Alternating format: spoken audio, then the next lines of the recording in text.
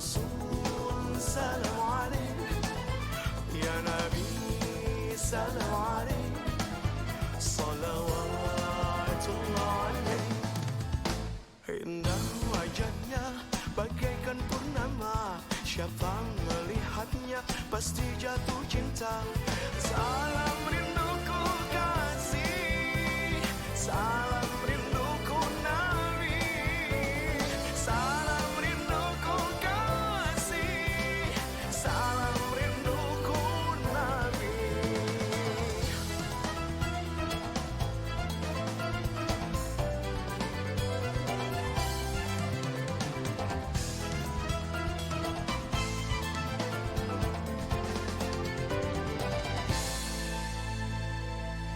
Muhammad itulah namanya, mulia dengan akhlaknya. Muhammad dia Nabi kita, bersalawatlah kepadanya. Ya Nabi salam alaik, Ya Rasul salam alaik, Ya Nabi salam alaik, salawatullah alaik. Indah wajahnya bagaikan purnama, siapa melihatnya pasti jatuh cinta. Salam rinduku kasih, salam rinduku Nabi, salam rinduku kasih, salam rinduku Nabi. Ya Nabi salam alaik, Ya Rasul salam alaik, Ya Nabi salam alaik, salawatullah alaik,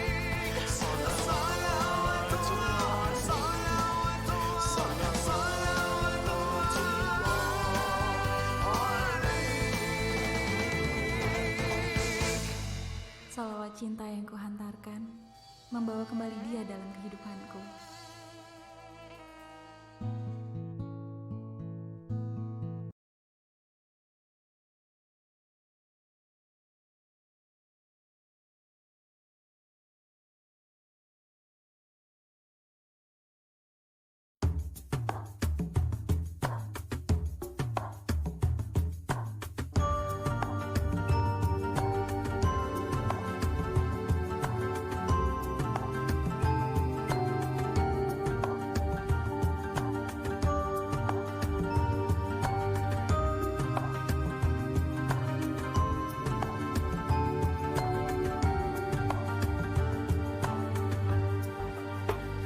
Sepohon kayu daunnya rimbun, lebat bunganya serta buahnya.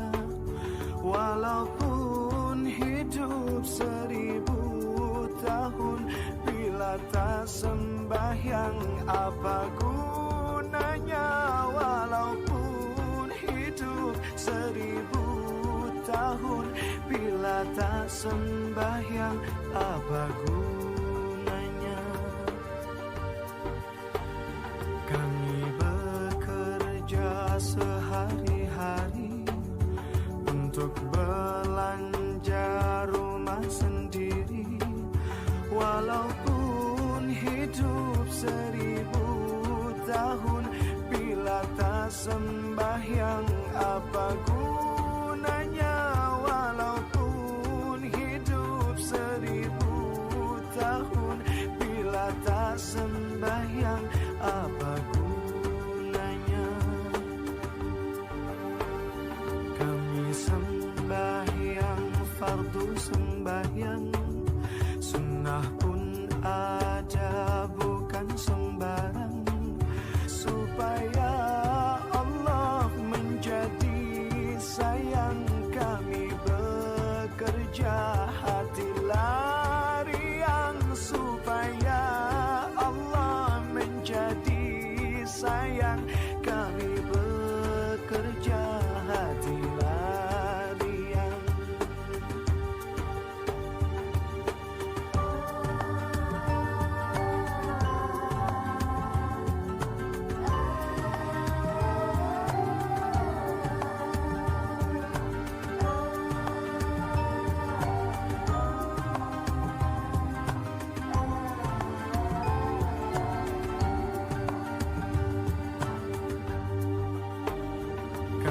sembahyang limalah waktu, siang dan malam sudahlah tentu. Hidup di kubur yatim piatu, tinggallah seorang dipukul di palu. Hidup di kubur yatim piatu, tinggallah seorang dipukul di palu. Dipukul di palu sehari-hari, barulah ia sadarkan diri. Hidup di dunia tiada berarti, akhirat di sana sangatlah rugi. Hidup di dunia tiada berarti, akhirat di sana sangatlah rugi.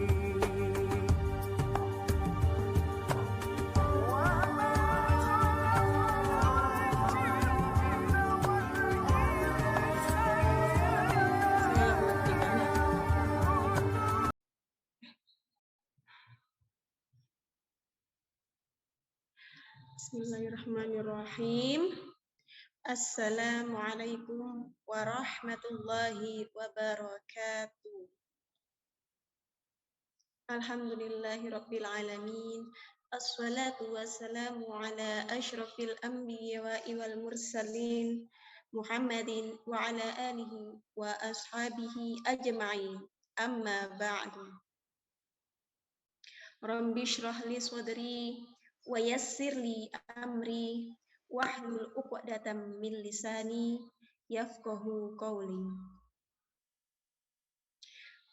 Puji syukur kehadirat Allah Subhanahu wa taala yang telah melimpahkan rahmat, karunia-Nya dan hidayahnya kepada kita semua, sehingga kita semua bisa hadir dalam acara kajian ini, kajian rutin bulanan, walau melalui media online, dalam keadaan sehat walafiat. Ayah bunda yang dirahmati oleh Allah, juga ustadz ustadzah yang dirahmati oleh Allah. Di dalam kajian ini ada banyak sekali malaikat yang mengelilingi kita. Ada banyak sekali malaikat yang mengelilingi kita, yang mereka di sana bertugas untuk mendoakan kita kebaikan dunia akhirat. Dan juga yang tidak kalah penting, mendoakan untuk supaya Allah mengampuni dosa-dosa kita. Dan semua itu tidak bisa didapatkan jika bukan penuntut ilmu. Karena di hadis, talabul ilmi faridatun ala kulli muslim. Menuntut ilmu itu wajib bagi setiap muslim. Insyaallah. Jadi para penuntut ilmu itu harus semangat dalam menuntut ilmu, walau melalui online atau mungkin offline, karena di sana banyak keutamaannya dan di situ juga banyak pahalanya. Masya Allah, barakallahu fiik. Alhamdulillah, salawat serta salam senantiasa tetap tercurahkan kepada Nabi kita, uswah kita, teladan kita, Nabi besar Muhammad Sallallahu Alaihi Wasallam, yang telah membantu kita membimbing dari zaman yang gelap, yang tidak tahu ilmu, kita jahiliyah, menuju jalan yang penuh ilmu, menuju jalan yang terang benderang dengan adanya agama, yaitu agama Islam, agama yang diridhoi oleh Allah. Insyaallah, barakallah, ayah bunda bisa hadir dalam kajian ini. Alhamdulillah, semoga semuanya sehat ya. Oke, alhamdulillah, semoga semuanya sehat semuanya. Alhamdulillah. Sebelum kita mulai acara kajian online dengan tema Tapak Tilas Isra Mi'raj, perjalanan yang agung, perjalanan yang syarat akan hikmah, yang banyak cerita di dalamnya, yang banyak sekali keutamaan di dalamnya, dan juga ada perintah-perintah di dalamnya.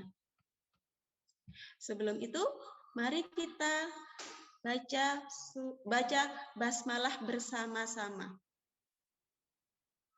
Bismillahirrahmanirrahim. Alhamdulillah, semoga membawa keberkahan ya untuk kita semuanya. Sebelum kita mulai, mari kita dengarkan tilawah ayat suci Al-Quran yang akan disampaikan oleh Ananda Adib dari kelas 2 SDIT Al-Aqsa yang akan membacakan surat Al-Isra ayat 1 sampai 3. Kepada Ananda Adib dipersilahkan. A'udzu billahi minasyaitonir rajim. Bismillahirrahmanirrahim.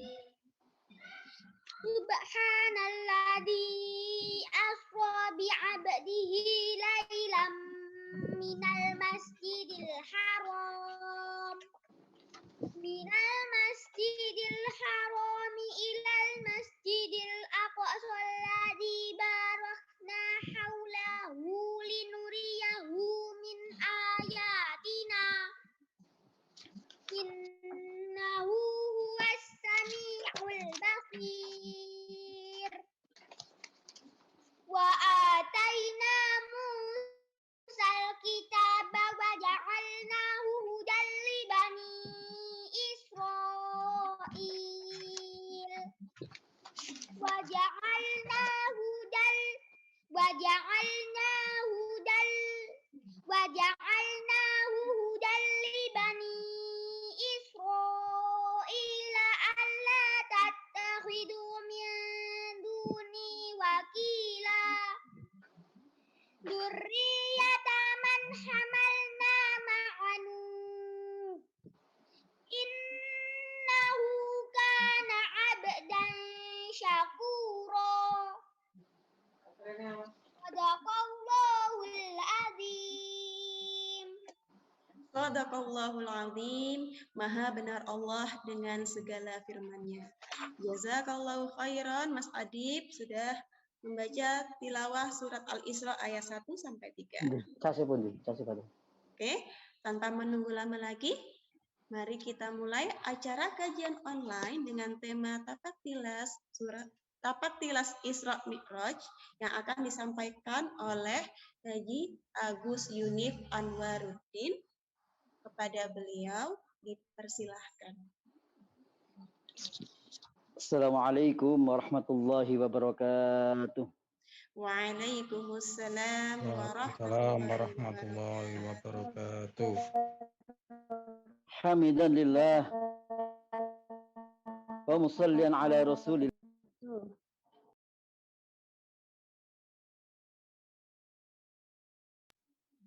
Wa na'udzu billahi min sururi anfusina min sayyiati a'malina.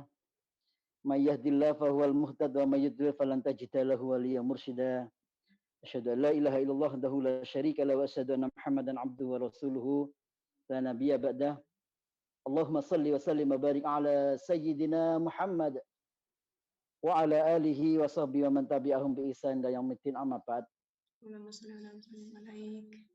Qala ta'ala a'udzu billahi minasyaitonir rajim. Bismillahirrahmanirrahim. Subhanalladzi asra bi 'abdihi lailan minal masjidil haram ilal masjidil aqsa alladzi barakna haulahu linuriyahu min ayatina innahu was-sami'ul basir. Shadaqallahu azim.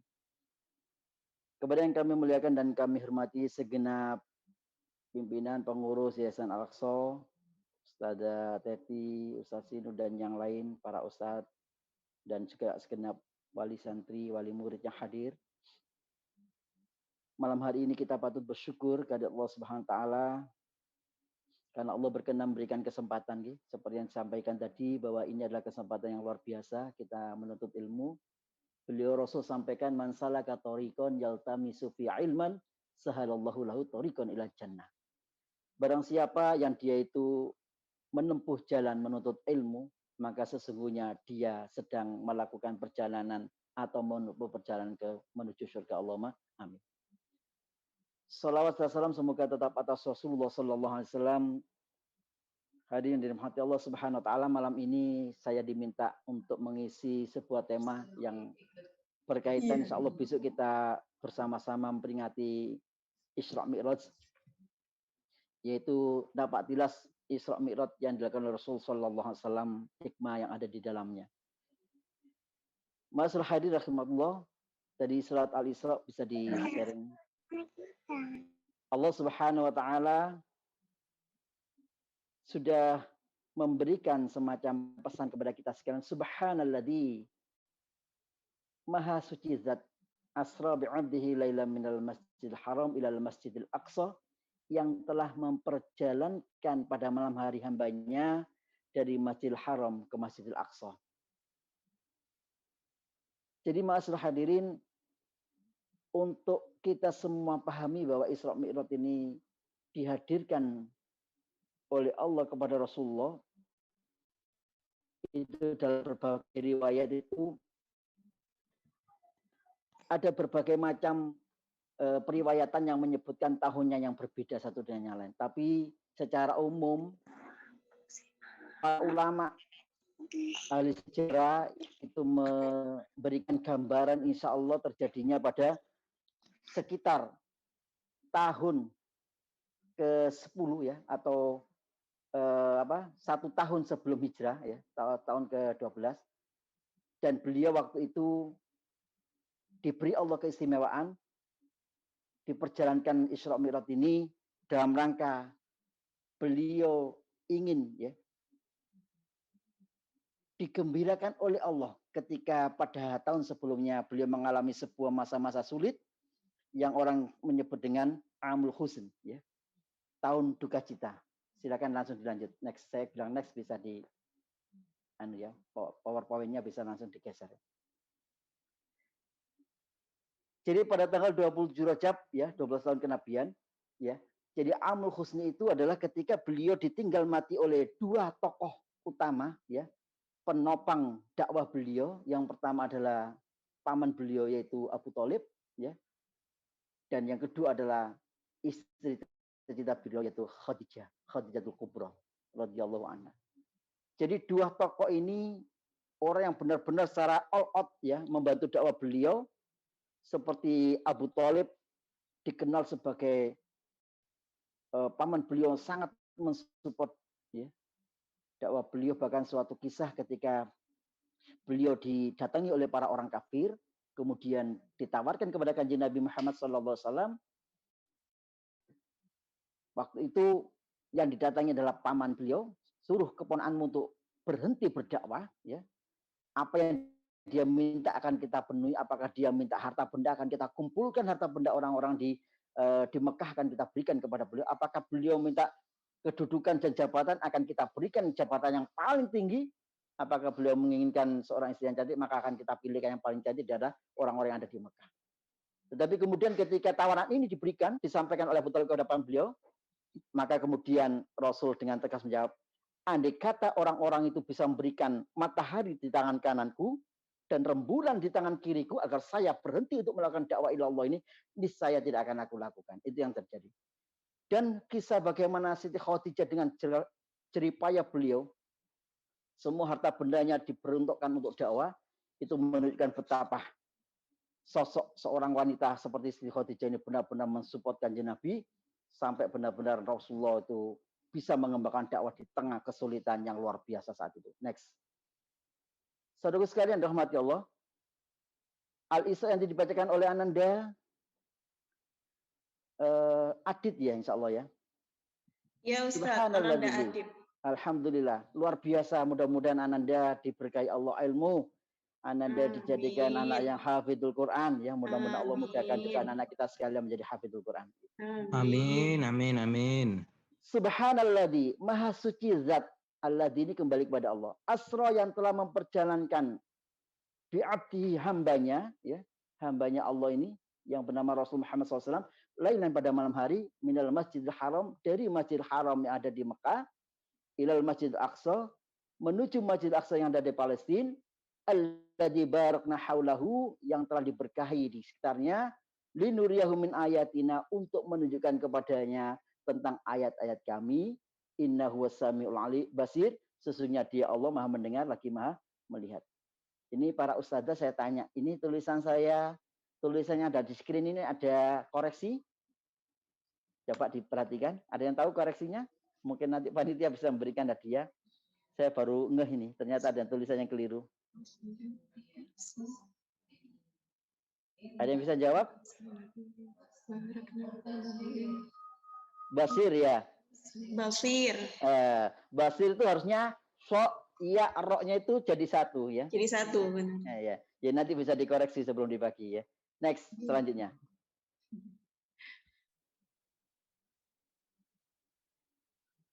Ayat ini mengandung makna ya, menggunakan kalimat, kalau dalam bahasa Indonesia kalimat berarti kata ya. Subhana itu menunjukkan terjadinya peristiwa yang maha dahsyat. Jadi beberapa ayat yang lain itu kalau awalnya subhana itu berarti peristiwa yang mau diceritakan Allah kepada kita itu sesuatu yang luar biasa dan maha dahsyat. Itu menunjukkan bahwa Allah Subhanahu wa taala menyatakan kemahasuciannya. Kemahasuciannya dengan firman subhana ya. Agar apa? Agar kita manusia-manusia lemah ini, manusia-manusia penuh dengan segala macam kesalahan ini mengakui benar bahwa kesucian Allah, ya, kesucian Allah dari sifat-sifat yang tidak layak, ya. Dan kita juga meyakini sebagai manusia lemah ini bahwa Allah itu benar-benar maha agung yang tiada tara. Kemudian penggunaan kalimat asro, ya, dalam bahasa Arab maknanya ini adalah perjalanan malam hari, ya. Kalimat ini kemudian dikuatkan lagi dengan kalimat lailan pada malam hari. Jadi asro itu perjalanan malam hari. Ya. Kemudian penggunaan kalimat bi'abdihi, ya ini yang kemudian zaman dahulu orang ini kemudian nyangkal. Mana mungkin perjalanan yang ditempuh sekian panjang, sekian jauh dalam waktu yang sekian pendek satu malam. Ya. Maka menggunakan kalimat bi'abdihi. Ini menunjukkan perjalanan hamba, ya, yang Rasulullah ini adalah bersifat fisik, ragawi dan juga roh. Abdi, abdun ya. Maknanya hamba. Bukan roh saja, bukan mimpi saja ya. Kalau orang mengatakan kita ini kalau namanya manusia normal, ya, ada jasad, ada roh. Kalau jasad saja nggak ada rohnya, orang mengatakan apa? Mayat mungkin ya. Sudah meninggal. Sudah meninggal ya. Dan kalau ada rohnya saja nggak ada jasadnya, mungkin orang sudah ketakutan sendiri. Apakah ada seperti itu? Ya, dalam berbagai riwayat ada ya. Seperti rohnya orang-orang yang punya hutang ya. Dia tidak diterima Allah, tidak bisa naik ke langit, di atas langit dunia sama dunia ya. Atau orang-orang yang masih punya beberapa tanggungan-tanggungan atau juga orang yang meninggal karena meninggalnya bunuh diri ya, seperti itu. Jadi roh saja itu. Next.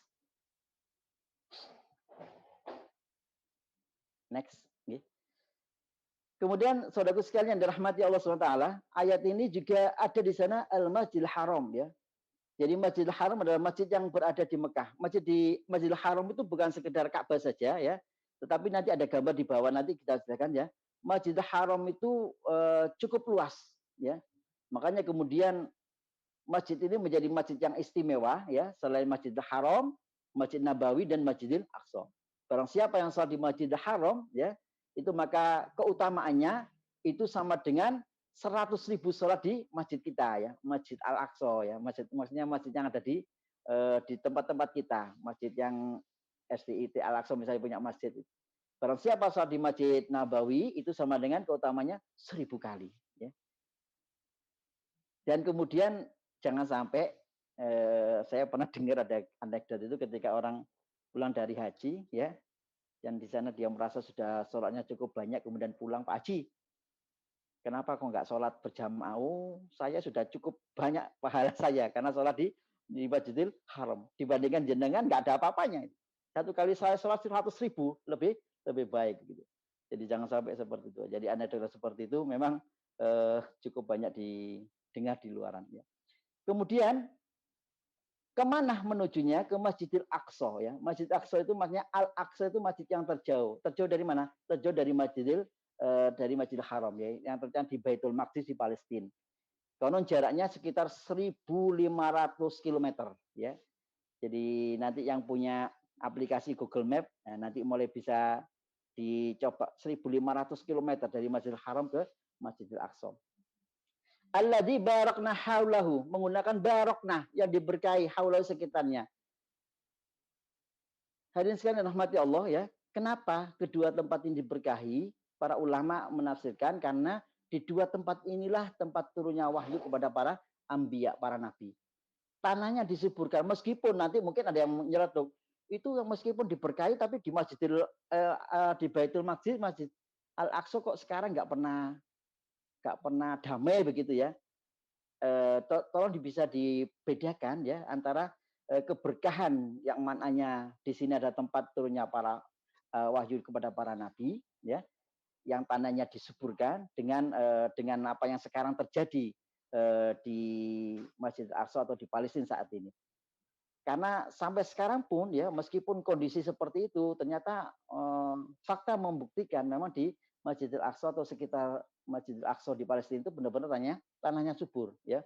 Kalau kita tahu kurma yang baik itu rata-rata dari sana ya, yang besar, yang rasanya enak itu.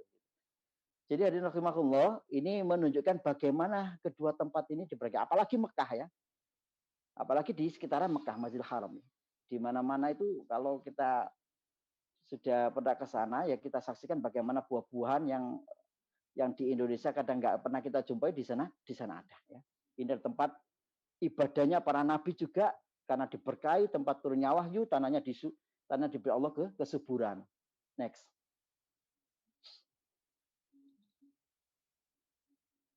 Hadirin sekalian rahmati Allah, kemudian hadis ya dari Bukhari nomor 2968 ya, dari Anas bin Malik, dari Malik bin So'so'ah.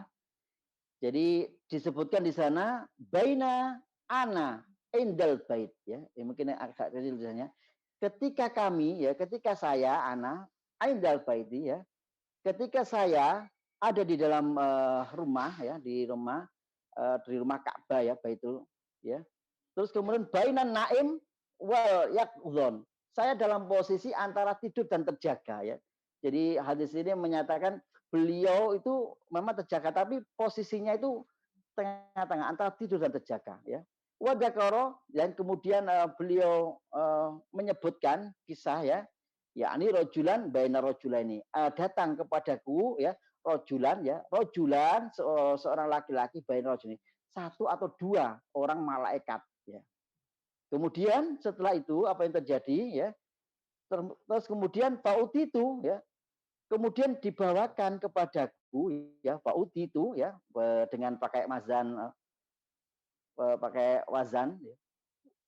Bitostin min dahabin ya, dengan sebuah bejana min dahabin yang terbuat dari emas. Jadi bejana yang sangat indah terbuat dari emas ya. Kemudian mulan hikmatan, yang diisi di dalamnya itu hikmah wa iman dan iman. Fasyukka minan nahar ya, kemudian yang dilakukan oleh malaikat dalam keterangan tafsir hadis yang lain, yang melakukan adalah malaikat Jibril ya, karena ini kita semua lagi napak tilas ya, kita ingin sejarah sejak awal. Fasyukka minan nahar ya, kemudian Nabi SAW ya, dadanya ya itu dibelah. Kemudian dibelah dari mulai naharnya ya sampai ke bawah perut ya. Jadi dadanya dibelah sampai ke bawah perut begitu ya. Ila maraqil batni ya, di bawah perut. Summa ghusilal batnu, kemudian dicuci ya.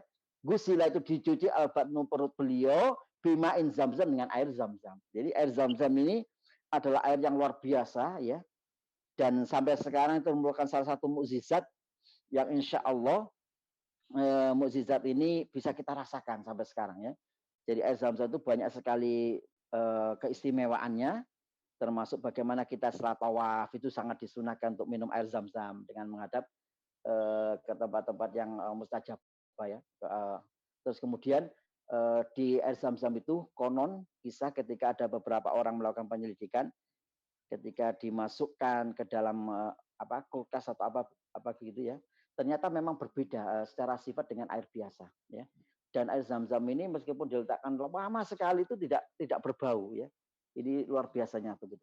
Summa muli hikmatan wa imanan, kemudian ya setelah dibelah begitu ya, dada beliau sampai ke bawah perut ya, kemudian dipenuhi dengan hikmah dan keimanan. Ini menunjukkan peristiwa sebelum beliau diajak oleh malaikat Jibril ya untuk mengendarai buruk menuju ke Masjidil Aqsa. Selanjutnya next. Afatumarunahu ala ma yara ya. Kemudian ketika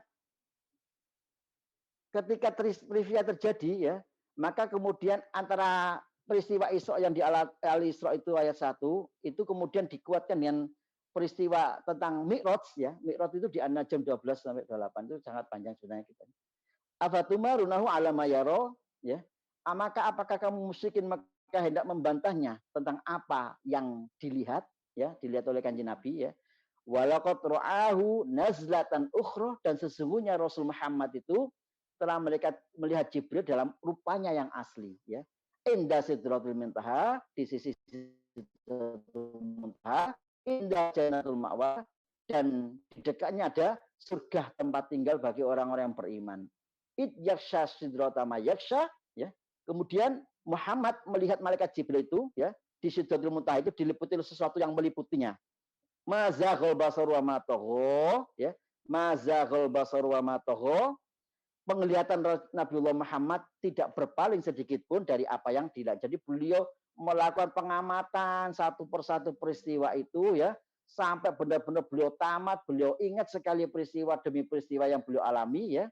Dan kemudian ketika beliau kembali nanti dalam kisah selanjutnya, beliau bisa bercerita secara detail ya, apapun yang beliau alami. Laqad ra'a min ayati rabbihil kubra, sesungguhnya dia telah melihat sebagian tanda-tanda kekuasaan Tuhannya yang paling besar. Saudara sekalian dirahmati Allah, kisah ini ya nanti akan berkaitan dengan peristiwa ketika Rasulullah setelah Isra Mi'raj ya, nanti pada bab terakhir itu beliau kemudian bercerita tentang peristiwa yang luar biasa ini. Mungkin kalau zaman sekarang orang itu mungkin masih bisa gadokno antara perjalanan beliau yang begitu jauh dengan waktu yang beliau alami ya, karena sekarang kita sudah mengenal namanya teknologi seperti pesawat ya. Teknologi pesawat yang biasa itu seperti Boeing itu bisa sampai 750 km sampai 1000 km per jam. Jadi kalau sekarang dengan hitungan 1.500 jarak antara Mekah ke Masjid Al-Aqsa 1.500 mungkin ditempuh 1 sampai 1,5 jam. Itu orang sekarang masih gadok secara keilmuan. Tapi zaman dulu ya, ketika semua orang hanya kemana-mana menaiki kuda, kemana-mana naik onta gitu, kemana-mana naik begol, maka kemudian ketika bercerita tentang hal seperti ini bagi mereka sesuatu yang di luar nalar dan pikiran mereka. Ya. Oleh karena itu hadirin rahimakumullah, nanti akan benar-benar terjadi sebuah kegoncangan yang luar biasa, baik orang yang sudah beriman ya, kepada Kanjeng Nabi mendengar cerita ini, itu ada yang sebagian menjadi ragu-ragu. Apalagi yang tidak beriman ya, ketika bercerita tentang Isra Mi'raj Rasulullah kepada beliau itu, mereka itu, maka kemudian ada yang mereka itu tambah kekufurannya semakin luar biasa. Next. Selanjutnya, fantolaktu ma'a Jibril, maka aku kemudian berangkat ma'a Jibril bersama Jibril. Hatta ataina sama itunya. Hatta sehingga ataina kami semua tiba as-sama'ad dunya di langit dunia. Saudara sekalian, kita ini di kehidupan dunia kita, di bumi kita ini, di atas kita itu ada namanya sama'id dunya ya. Langit yang bisa kita lihat ini namanya sama'id dunya, langit dunia. Kila kemudian dikatakan ya, man hada ya, siapakah ini ya? Jadi di sama'id dunya, di langit dunia ini Rasulullah dalam riwayat yang lain itu beliau bertemu dengan Nabiullah Adam alaihissalam. Qala Jibril. Jadi Nabiullah Muhammad dan Jibril itu ketika di sampai dunia, kemudian dibukakan dunia, siapa ini? Saya Jibril ya. Kila, man ma'ak, siapa yang bersamamu ya? Qala Muhammad, saya bersama Muhammad. Kila ditanyakan lagi, waqad ursila ilaihi, apakah dia sudah diutus ya? Apakah dia sudah diutus menjadi nabi ya? Jadi ini menunjukkan bahwasanya Nabiullah Adam ya, dalam peristiwa ini beliau menyaksikan juga nubuah Rasul sallallahu alaihi wasallam. Qala Jibril menjawab, "Na'am." Ya, na'am itu maksudnya dia memang sudah diutus. Kila, marhaban bihi, selamat datang. Wala ni'mal maji'u ja'a, dan sesungguhnya nikmat yang luar biasa dan agung adalah kedatangan pada hari ini. Marhaban bik, ya, marhaban bik, selamat datang kepadamu min ibni banabiyin, dari anak turunku ya, maksudnya karena Nabi Adam itu kan bapaknya para manusia ya. selamat datang anakku ya, wa nabiyyin, dan juga selamat datang nabi. Ahlan wa sallan wa marhaban. Jadi ini ucapan yang disampaikan oleh Nabiullah Adam kepada Rasul sallallahu alaihi wasallam di langit yang kedua. Next. Kemudian di langit yang kedua, yang pertama tadi, Rasulullah bertemu dengan Nabiullah Isa alaihi salam dan Nabiullah Yahya ya. Jadi Nabiullah Isa itu memang masih hidup ya, dan kemudian diangkat Allah, dan beliau saat ini bertempat di langit yang kedua ya. Kemudian di langit kedua ya, as-sama isania ya. Kemudian fa'ataina, maka kami datang as-sama ats-tsaniyah, ke langit yang kedua.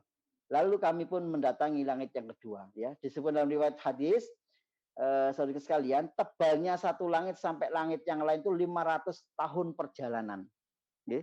Jadi luar biasa ya.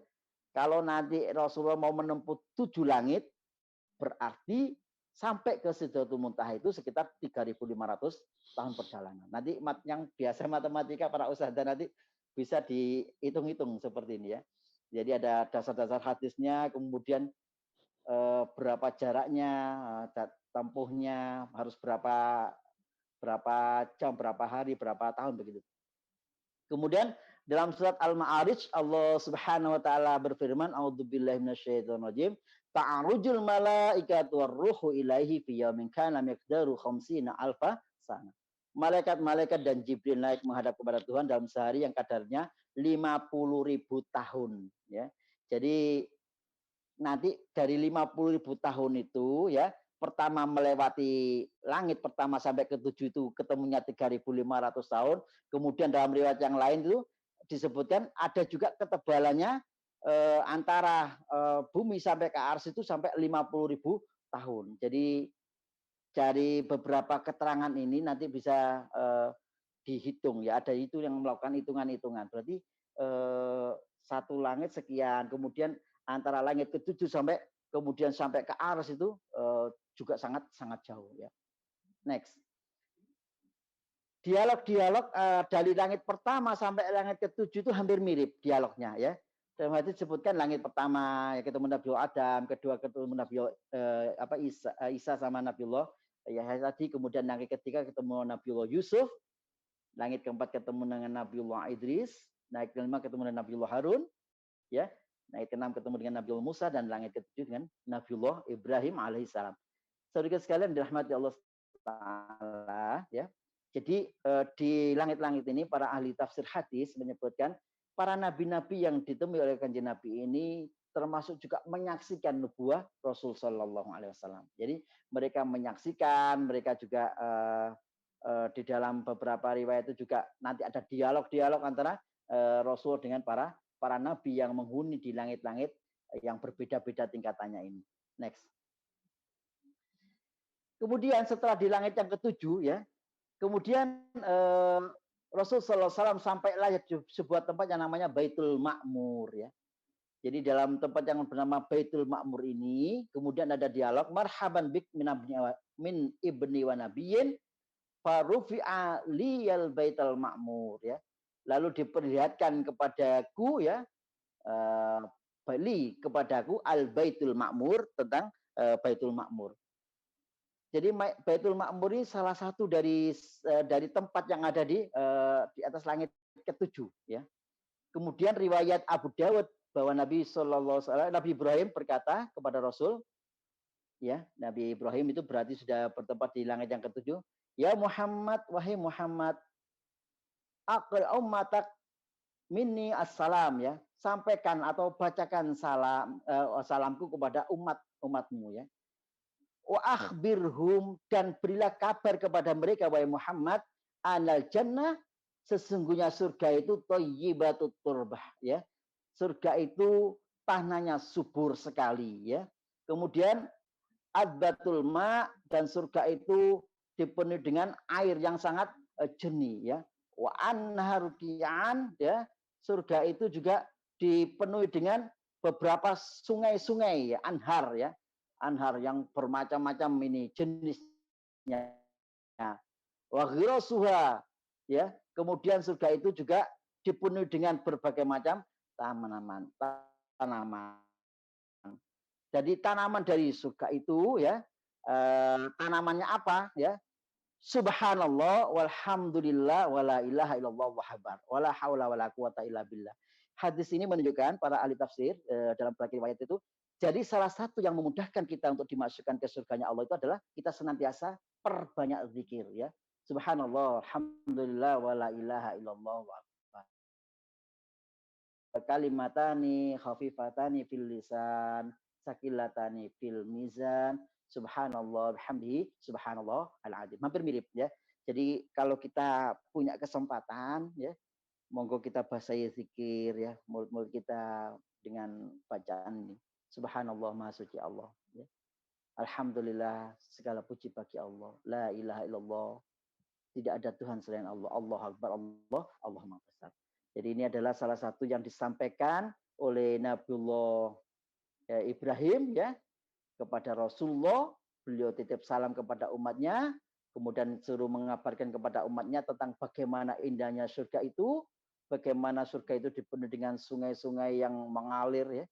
Jadi dalam riwayat itu kita banyak mendengar bagaimana di surga ada sungai madu, sungai susu, ada sungai sungai arak ya. Makanya sebagian ulama itu ketika berbicara tentang minuman keras yang luar biasa itu dilarangnya, itu karena minuman keras itu adalah minumannya ahli surga ya. Jadi ahli surga itu nanti punya salah satu minuman favorit namanya sungai arak, tapi yang tidak memabukkan. Oleh karena itu ketika seseorang sudah di dunia ini sudah gaweane mabuk misalnya begitu ya, maka akan sangat kecil kemungkinan dia merasakan nikmatnya arak di surga. Semoga kita diselamatkan. Next. Kemudian saudara dirahmati Allah Subhanahu wa taala ya. Fasa'altu, maka kemudian aku bertanya. Fasa'altu Jibrila kepada malaikat Jibril. Faqala ya, kemudian bertanya ini apa gitu ya. Faqala, maka kemudian Jibril menjawab, hadal baitul ma'mur, ini adalah tempat yang dinamakan Baitul Ma'mur ya, di atas langit yang ketujuh. Yusalli fihi kulla yaumin sab'una alfa malak. Setiap hari yusalli bersolat, solat fihi di dalam Baitul Ma'mur, kulla yaumin setiap hari, siapa yang solat di sana? Sab'una alfa malakin ya, kurang lebih ada sab'una alfa, 70.000 malaikat. Idza kharaju lam ya'udu ilaihi ya. Ketika mereka sudah keluar dari Baitul Ma'mur, lam ya'udu ilaihi, maka mereka tidak akan kembali lagi ke tempat itu ya. Akhira ma'alaihim ya. Jadi rahimakumullah, ini adalah gambaran tentang tentang Baitul Ma'mur. Wa rufi'at li sidratul muntaha ya. Kemudian setelah dari Baitul Ma'mur itu ya, ini namanya napatilah ya, sudah mulai paham urutan-urutannya ya, dari Mekah ya, kemudian ke Baitul Maqdis di Palestina, naik ke ke Baitul Ma'mur, kemudian naik ke Sidratul Muntaha. Wa rufi'at li ya, kemudian diangkat li bersamaku Sidratul Muntaha ke Sidratul Muntaha ya. Faida nabi kuhaka na'ukilalun hajar ya.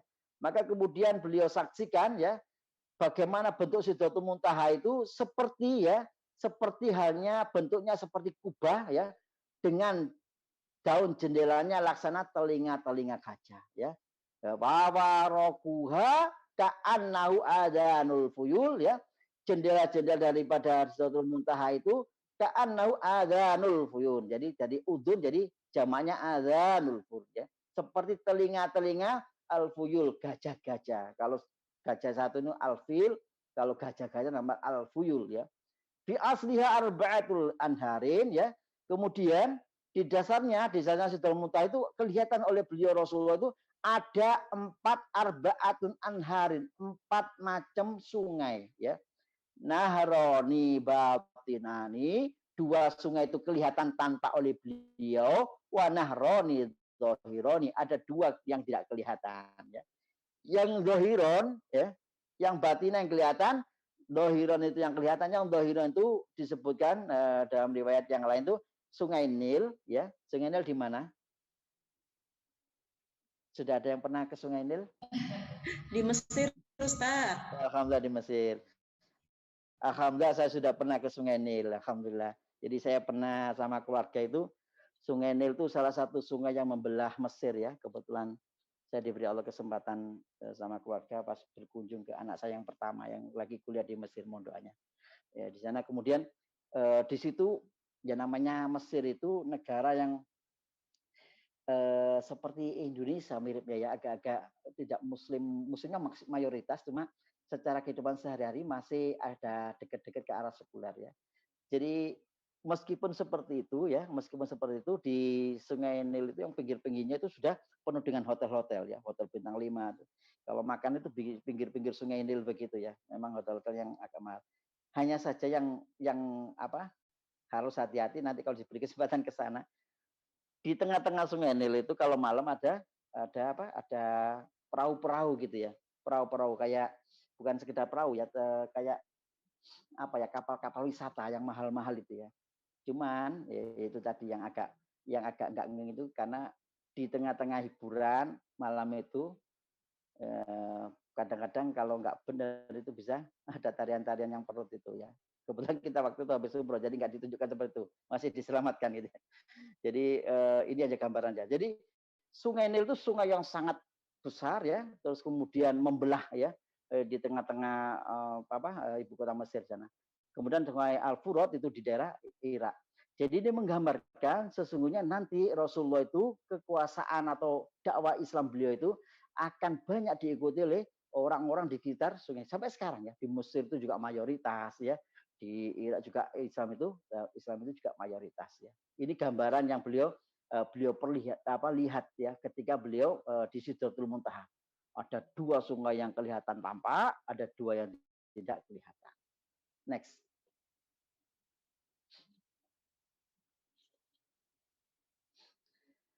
Kemudian saudaraku sekalian rahmati Allah, ketika kemudian sampai di Sidratul Muntaha itulah kemudian Rasulullah secara langsung melihat Allah Subhanahu wa taala. Ini adalah nikmat yang luar biasa.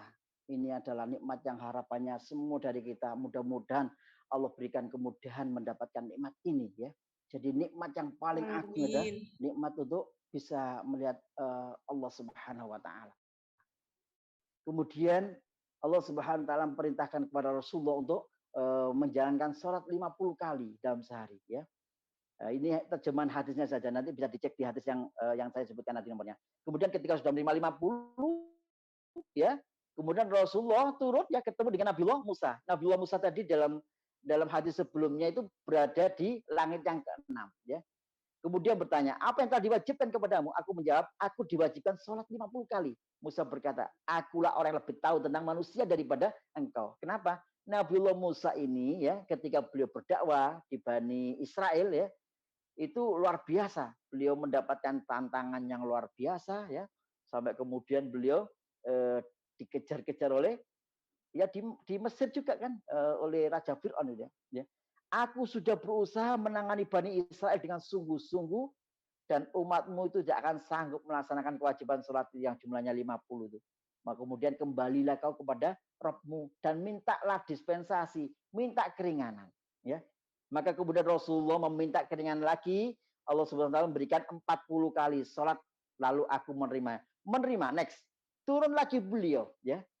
Jadi ketika sudah turun 10 jadi 40 ya, beliau turun ketemu lagi dengan Nabiullah Musa ya. Kemudian menasihati lagi, kamu itu umatmu itu waduh sudah. Nabiullah itu paham, ya, Nabiullah Musa paham ya. Umatmu apalagi umatmu yang ada di Indonesia misalnya begitu ya. Wong wis cilik-cilik ya, bareng ngono wis ngantuan misalnya begitu ya, sudah paham sekali ya, wis males ngantuan ya. Coba panjangan bayangkan kalau memang jadi 50 apalagi jadi 40 ya, kira-kira mboten sempat ya mulang ngene Al-Aqsa ngoten ya, belum lama gitu tenteng sholat. Kemudian sampai dialog itu berlanjut, beliau minta 40, minta lagi, suruh minta lagi, minta dispensasi kepada Allah SWT. Beliau kemudian kembali lagi ya menghadap dan turun lagi jadi 30, kembali lagi turun lagi jadi 20, disuruh lagi Nabiullah Musa turun lagi jadi 10 yang terakhir ya. Kemudian jadi 5 waktu dan menemui Nabi Musa lagi. Apa yang kamu dapatkan? Aku telah ditetapkan 5 waktu. Dia berkata seperti tadi, suruh kembali lagi. Aku telah menerimanya dengan baik. Loh, sama Nabi Musa itu disuruh balik lagi. Kenapa? Nabiullah Musa itu umatnya itu cuma satu minggu satu kali, ya, yaitu hari Sabtu. Sama dengan Nabiullah Isa, ya. Nabiullah Isa itu ya cuman satu minggu satu kali hari Minggu, ya. Yang lain itu ibadah-ibadah tambahan, ya. Sesungguhnya aku telah putuskan kewajiban dariku ini dan aku telah diringankan untuk hamba-hambaku dan aku akan balas setiap satu kebaikan sholat dengan 10 pahala balasan kebaikan. Jadi kita dikasih kesempatan 5 waktu, ya. Sholat ini itu sama nanti, ya. Nanti kalau dihitung masing-masing 10 itu ketemunya juga 50. Kenapa? Satu kali dibalas dengan 10 kali. Kalau 5 dibalas dengan 50. 5 kali sholat dibalas dengan 50 kali sholat. Seperti itu. Ini adalah luar biasa keistimewaan yang diberikan Allah kepada kita, umatnya Nabi Muhammad. Next.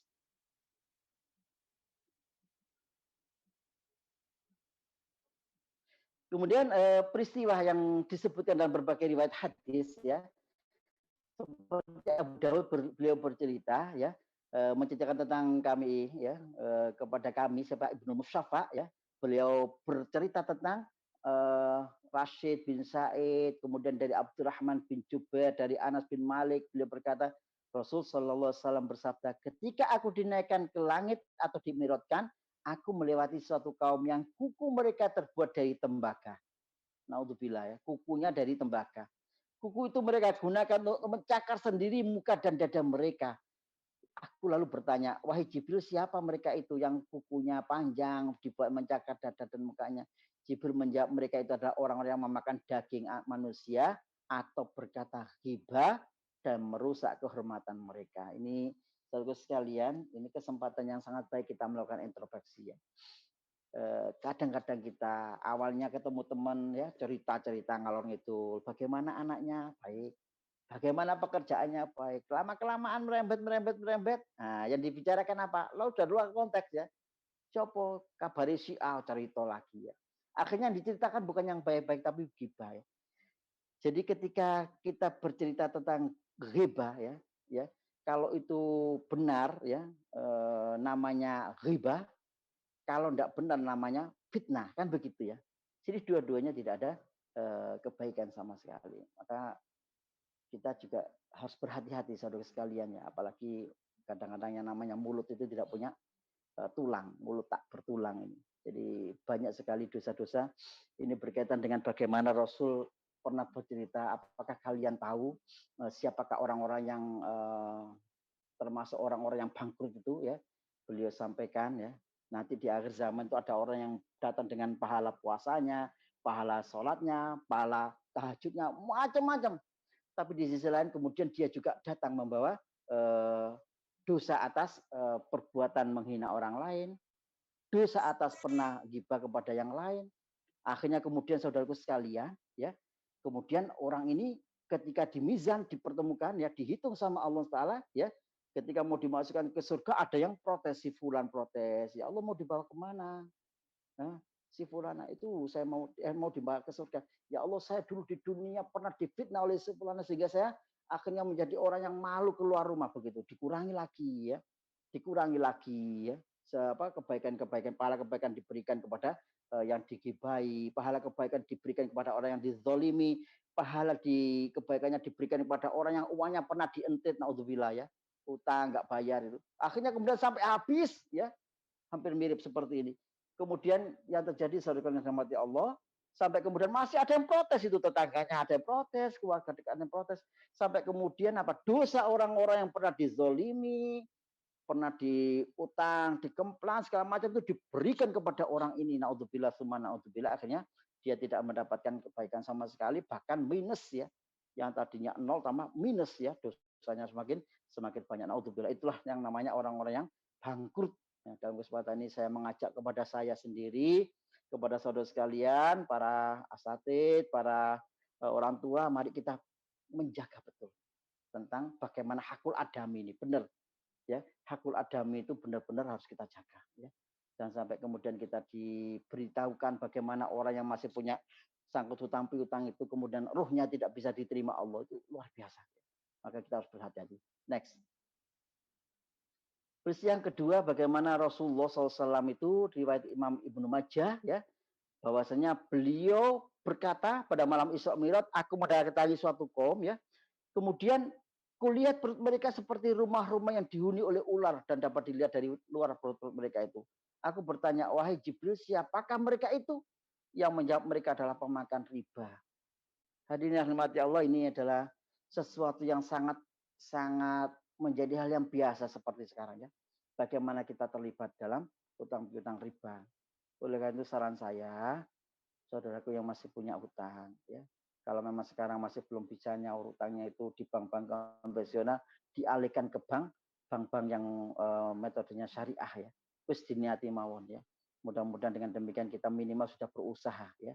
Kenapa? Kalau kita masih terus terlibat dalam hal yang berkait dengan riba, makan riba, pinjam riba, maka kemudian kita harus benar-benar takut terhadap ancaman Allah tentang bahayanya riba. Next. Kemudian berkaitan dengan sholat yang salah satu satu-satunya ya, maksudnya bukan satu-satunya hal yang didapatkan oleh Rasulullah saat Isra Mi'raj itu, maka kemudian kita harus benar-benar melakukan introspeksi sampai sejauh mana sholat kita ya. Dalam surat An-Nisa Allah SWT berfirman, Inna sholata kanat alal mu'minina kitaban mauquta. Sholat itu ada kewajibannya ditentukan oleh orang-orang yang beriman ya. Jadi sholat nggak boleh sembarangan. Ada waktu yang sudah ditentukan ya. Maghrib, isya, subuh ya. Jangan sampai itu tadi ceritanya kan. Duhur subuh kesiangan, duhur kerepotan, asar di perjalanan, maghrib kecapean, isya ketiduran. Naudzubillah ya. Jadi kita harus mulai, saudaraku sekalian. Kemudian Allah SWT juga lewat Rasulullah menyampaikan sebuah hadis, hubbiba ilayya minad dunya an-nisa watib ya.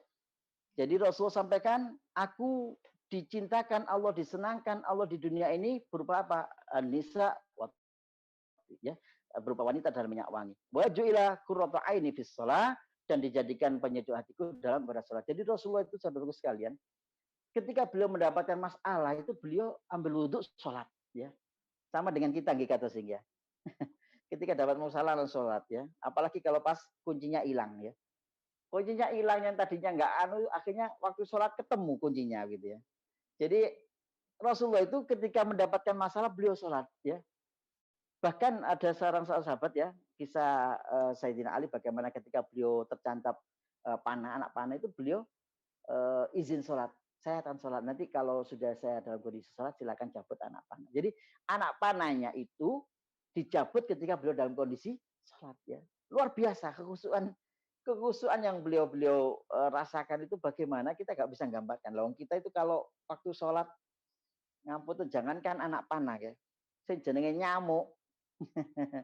Nyamuk, waduh, nyokot siji mawon ceblak-ceblak sampai kirangan sholatin niku eling papa atau telu ngoten kadang-kadang lupa. Jadi saudara sekalian, ini yang bedanya kita dengan para sahabat dengan beliau Rasulullah SAW. Ketika ada masalah beliau sholat dan kemudian beliau mendapatkan solusi atas apa yang beliau dapat ya, sifat atau masalah yang dialami. Next. Kemudian saudara sekalian, dalam Al-Ankabut dan 45 Allah berfirman, "A'udzubillahi minasyaitonir rajim. Inna sholata tanha 'anil fahsya'i wal munkar." Sesungguhnya salat itu mencegah perbuatan keji dan mungkar. Mungkin ada yang bertanya, orang itu sholat tapi kok masih melakukan hal yang mungkar dan keji, berarti sholatnya perlu diperbaiki. Ya, itu saja. Kenapa? Janji Allah, firman Allah tidak ada yang pernah bohong. Firman Allah itu pasti benar. Ketika orang itu nggak matching, ya ahli sholat tapi kemudian masih melakukan korupsi, ahli sholat tapi itu sesungguhnya yang salah bukan sholatnya, tapi kualitas sholat orang tersebut yang harus diperbaiki. Ini sudah jadi kuncinya. Next. Kemudian Allah selalu berfirman, wasta'inu bis-sabri was-shalah wa innaha lakabiratun illa 'alal khashiin. Minta tolong kalian dengan sabar dan sholat ya. Jadikan sabar dan sholat sebagai penolong. Sesungguhnya sabar berat, sholat berat, kecuali atas orang yang khusyuk. Jadi saudaraku sekalian, sholat itu gerak ya. Ada takbiratul ihram, ada Fatihah, terus selanjutnya. Jadi sholat itu begitu kan yang sabar. Sabar itu bukan diem, sabar itu gerak ya. Jadi ketika dalam sabar ada masalah, sabarmu mojok di pojok begitu, nggak melakukan apa-apa, berarti dia tidak melakukan kesabaran. Karena sabar itu hakikatnya dia melakukan gerak. Ya. Kemudian dalam riwayat hadis dari Uzaifah, beliau mengatakan, karena Nabi Shallallahu Alaihi Wasallam idza kharjal amron sol. Jadi ketika Rasulullah mendapatkan suatu masalah yang menyusahkan, idza hasabahu amron ya, ketika dia mendapatkan masalah yang susah begitu, sholat, maka beliau mendirikan sholat. Ya, jadi ini harus menjadi attitude kita. Ya. Ada masalah, ya, insya Allah. Ya.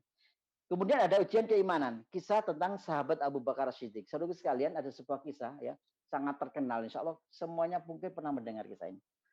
Jadi ketika Rasulullah selesai dari Isra Mi'raj itu, kemudian beliau berpidato di depan kaum musyrikin waktu di Mekah. Saya tadi malam diperjalankan oleh Allah ya. Dari sini dari Masjidil Haram ke Masjid Al-Aqsa, ke Sidratul Muntaha, kemudian ketemu Allah, dan sekarang saya kembali lagi. Begitu itu yang namanya Abu Jahal, Abu Lahab langsung berkata, kamu itu gila apa ya? Buat apa kita semua dikumpulkan seperti hanya mendengarkan ocehan orang gila seperti kamu? Nah, Rasulullah itu saudaraku sekalian, nggak seperti dakwah zaman sekarang. Zaman sekarang kan nggak ada yang orang menghina begitu ya.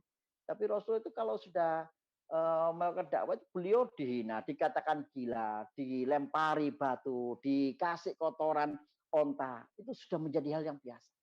Kemudian waktu itu ketika dikumpulkan, sahabat Abu Bakar tidak ada dalam majelis itu. Dia lagi tidak ada di lokasi. Kemudian didatangi sama gila Abu Jahal.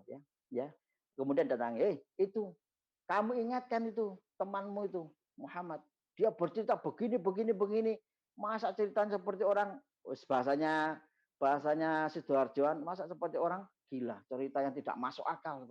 Kemudian Abu Bakar As-Siddiq, beliau sampaikan, seandainya Rasul Muhammad itu bicara lebih, dalam tanda petik ya, lebih ngawur dari apa yang beliau ceritakan itu, saya akan tetap beriman. Begitu saudara. Jadi seandainya beliau ceritakan itu lebih dari itu, saya akan tetap beriman, saya akan tetap percaya. Oleh karena itu kemudian disebutlah Abu Bakar As-Siddiq itu punya gelar As-Siddiq ya, orang yang benar dan membenarkan. Jadi beliau itu mendapatkan gelar As-Siddiq itu ketika terjadi peristiwa Isra dan Mi'raj ya. Cerita sampai kepada beliau malah dengan bersikeras mengatakan seandainya diceritakan Rasulullah itu lebih dari itu saya tetap beriman. Padahal saudara sekalian ya, bukti yang terjadi Rasulullah melakukan Isra Mi'raj itu waktu sudah terbuka ya. Istilahnya kalau orang mau meruntut benar enggaknya, itu sudah ada dialog sebelumnya. Dalam kisah dan riwayat yang lain itu, ketika ada orang kafir itu bertanya, kalau kamu memang benar-benar melakukan perjalanan ini, tolong tunjukkan kepada kami, ya sampai di mana kafilah dagang dari orang-orang yang mau pulang ke Mekah itu. Ceritakan sama beliau, ya detail sekali diceritakan. Nanti yang di depan itu adalah ontanya si A, ontanya si B. Tapi yang namanya nggak beriman, diceritakan seperti itu tidak percaya. Bahkan ada yang sudah pernah ke Masjid Al-Aqsa itu ngetes Kanjeng Nabi. Kalau memang kamu sudah ke Masjid Al-Aqsa, tolong ceritakan kepada kita. Berapa jumlah pintunya, berapa jumlah tiang-tiangnya. Beliau dengan izin Allah hadirin rahimakumullah, itu kemudian ditampakkan di depan beliau, diceritakan benar secara detail. Dia nggak bisa jawab. Tapi dia tetap nggak beriman. Ya. Kenapa? Karena memang hatinya sudah ditutup oleh Allah Subhanahu wa Ta'ala. Karena ada kesombongan ya. Jadi mereka itu sebenarnya tahu tapi tidak mau beriman karena mereka melakukan kesombongan. Jadi ini yang menjadikan sebagian orang itu kemudian dalam peristiwa Isra Mi'raj itu yang tadinya beriman itu menjadi agak ragu-ragu itu ada, yang tadinya kufur tambah nemen kufuri itu ada, tadinya iman tambah iman seperti Abu Bakar As-Siddiq juga ada ya. Karena itu sudah nyata sekali argumentasi beliau tentang Isra Mi'raj ini benar-benar dijelaskan secara detail ya, dan tidak ada pihak menyangka dan melakukan sanggahan. Next.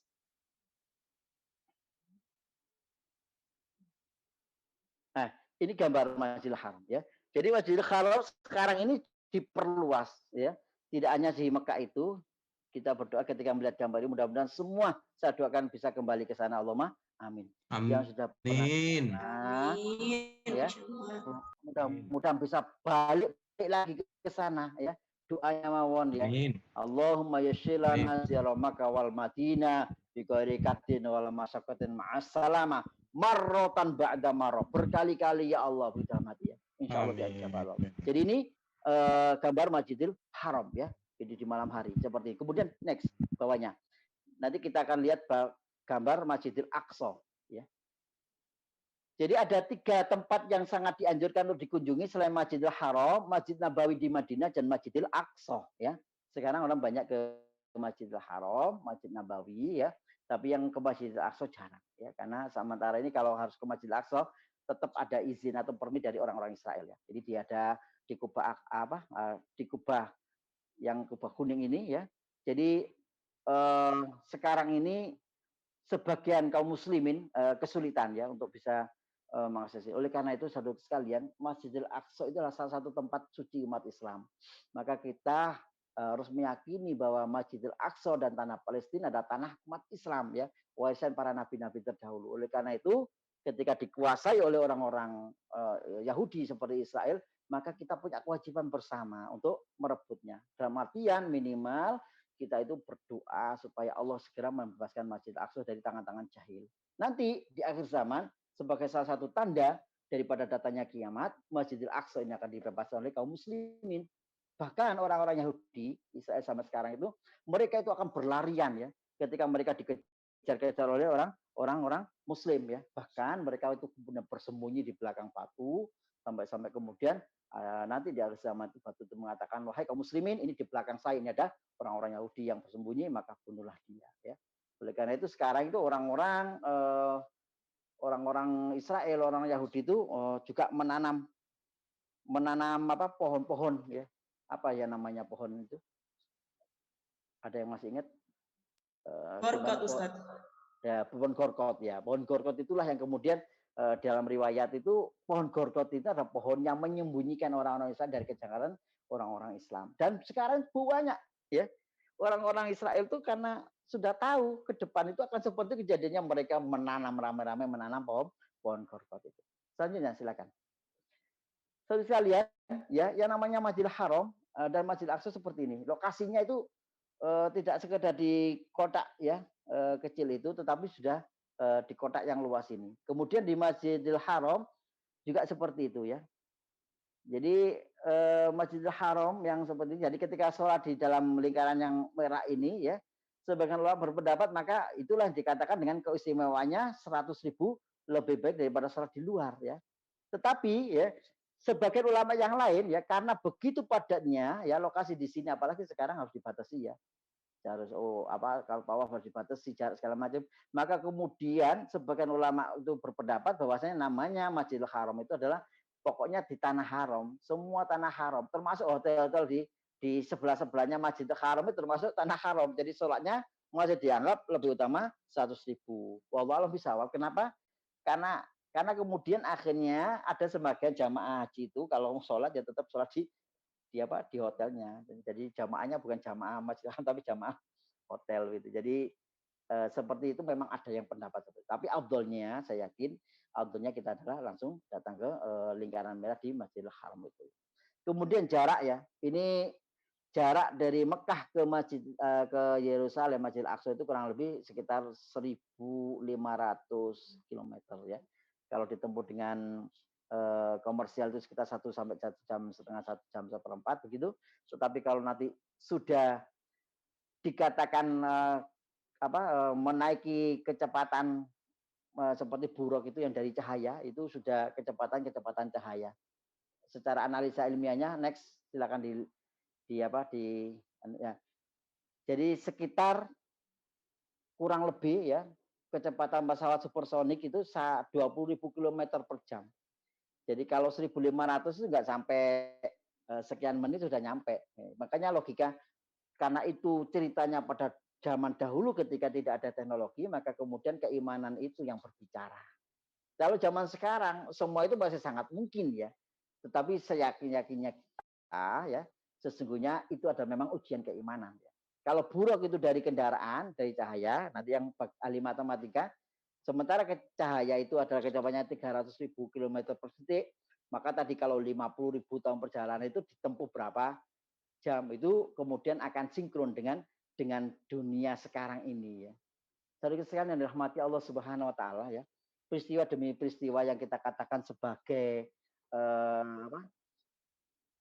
perjalanan ya, perjalanan Kanjeng Nabi waktu Isra Mi'raj ini sesungguhnya memberikan pesan kepada kita ya, bahwasanya yang paling penting daripada apa yang kita lakukan saat ini adalah kita sebagai umat Kanjeng Nabi itu berusaha benar ya untuk meyakini apapun yang beliau sampaikan. Makanya seorang muslim itu, saudaraku sekalian yang dirahmati Allah, itu minimal ketika bersikap ya, bersikap pada Kanjeng Nabi itu yang pertama adalah tasdik bima akhbaro ya, membenarkan apapun yang beliau kabarkan, beliau ceritakan ya, termasuk Isra Mi'raj ini ya.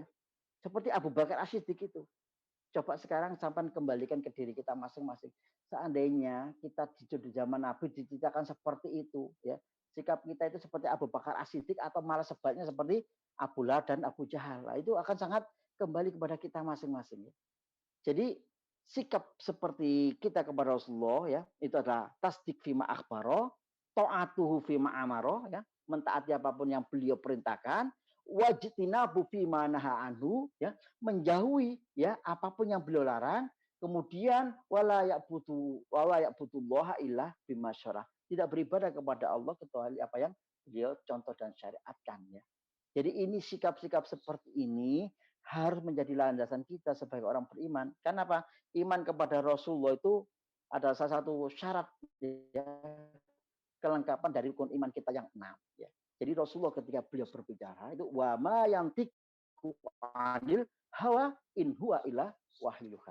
Tidaklah yang beliau sampaikan itu dari hawa nafsu, tetapi yang beliau sampaikan itu adalah dari wahyu yang diwahyukan Allah kepada beliau. Oleh karena itu hadirin, saya mengajak sekali dalam kesempatan yang luar biasa ini, mari kita menjadi muslim yang benar-benar taat kepada Allah dan Rasulnya. Berusaha semaksimal mungkin, semampu yang kita bisa ya. Mudah-mudahan sekelumit apa yang saya sampaikan ini bermanfaat ya, bil khusus kepada saya pribadi, juga kepada saudaraku sekalian. Mudah-mudahan kita dengan Isra Mi'raj ini kembali berusaha menjalankan sholat yang memang sudah menjadi kewajiban kita ini semaksimal mungkin. Bil khusus kepada para orang tua laki-laki. Ada yang hadir gini, bapak-bapak nih? Banyak yang hadir, bapak-bapak. Saya hanya mengharap pesankan. Ada Ustadz juga, ada ayahnya. Alhamdulillah, para ayah, sesungguhnya ayah adalah pemimpin buat keluarga ya. Jadi ayah punya tanggung jawab yang besar untuk dirinya dan keluarganya, untuk anak dan istrinya. Oleh karena itu para ayah harus bisa memberikan contoh ya.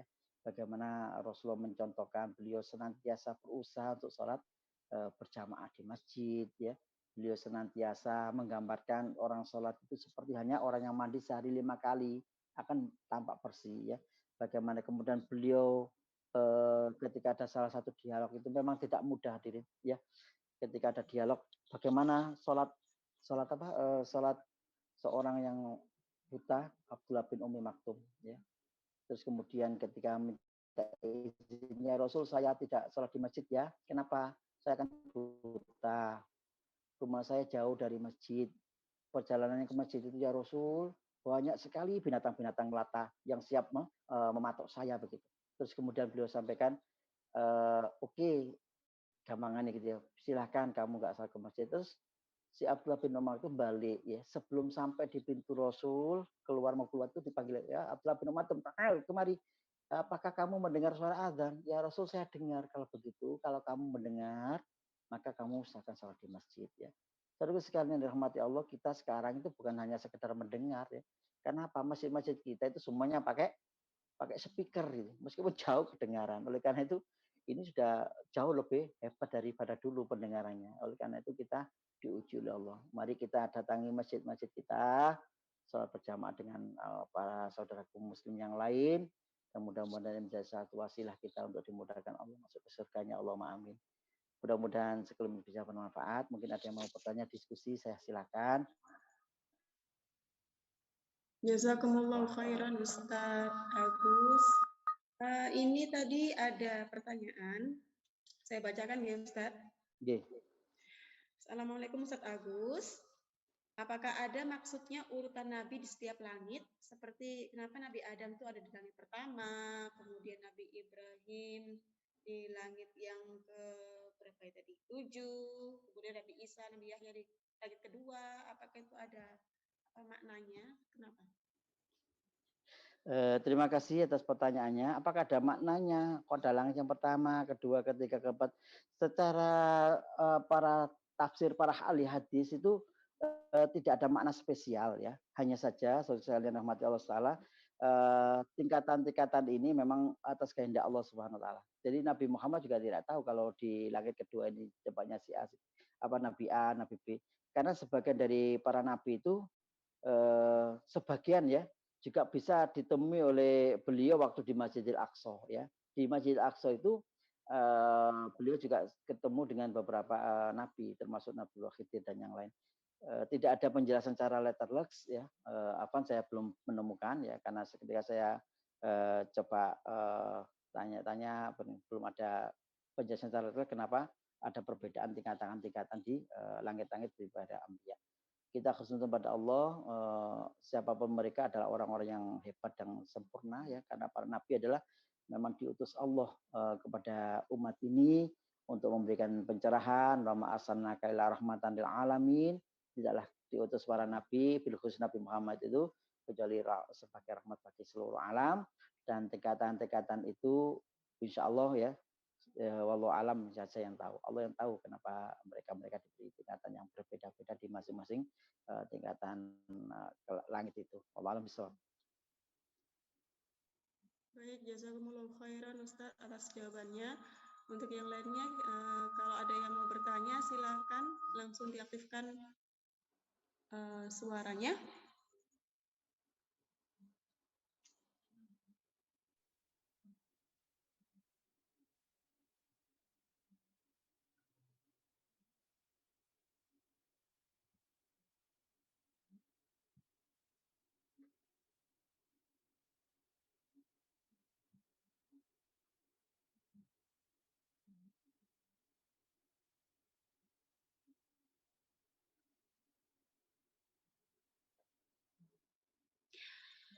Ada pertanyaan lagi Ustadz, saya bacakan G. Monggo.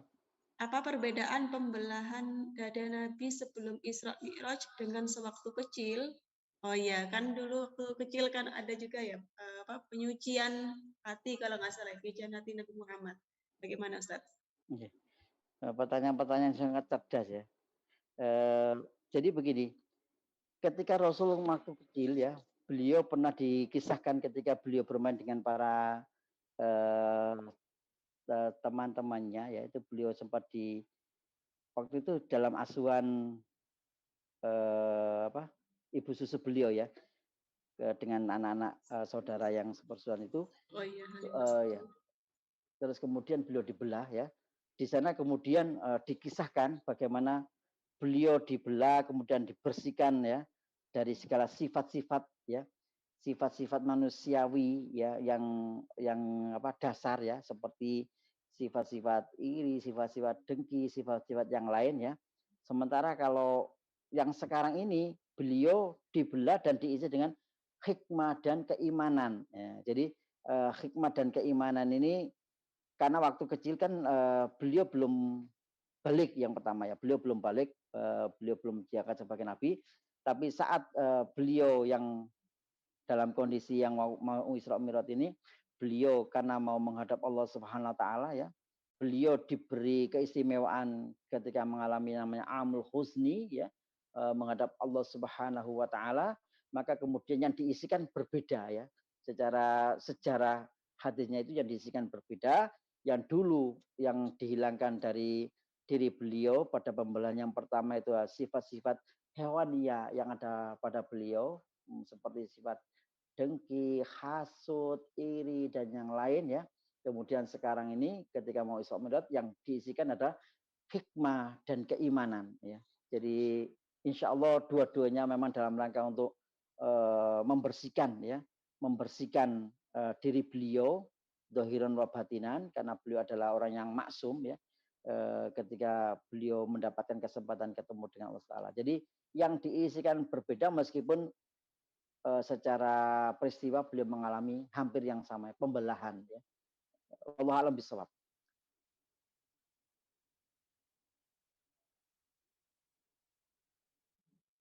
Allah barakallahu fikum Ustaz atas jawabannya. Kira-kira ada lagi yang ingin bertanya? Silahkan.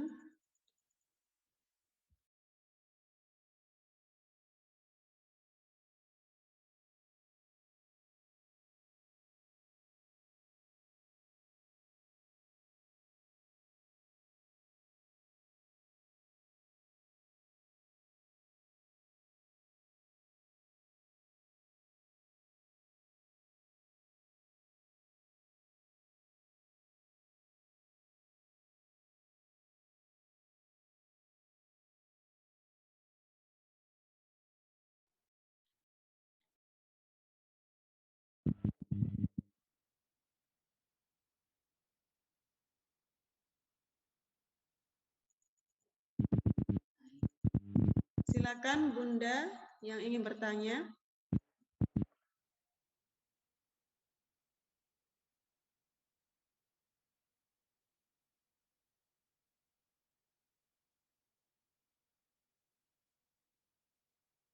Bunda Hanun silakan yang ingin bertanya.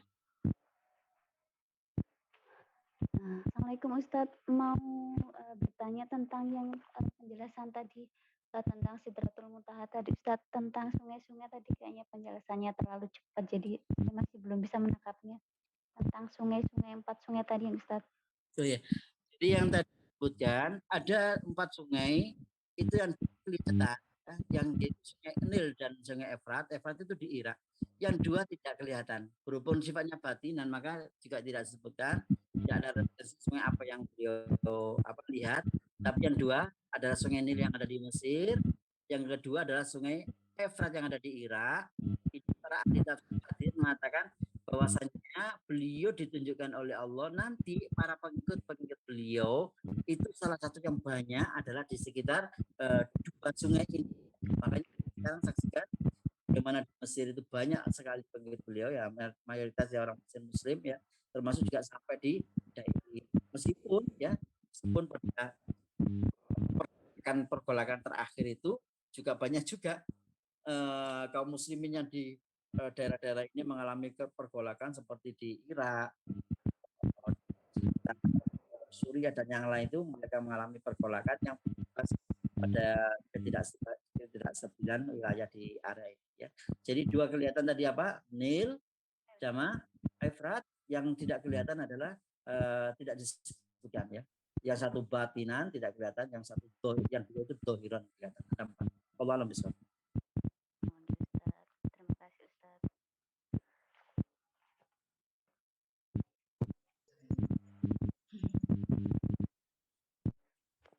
Jazakumullah Bunda Hanun atas pertanyaannya. Ada lagi Pak ini Bunda Triwayu. Bukan. Silakan jika ingin bertanya.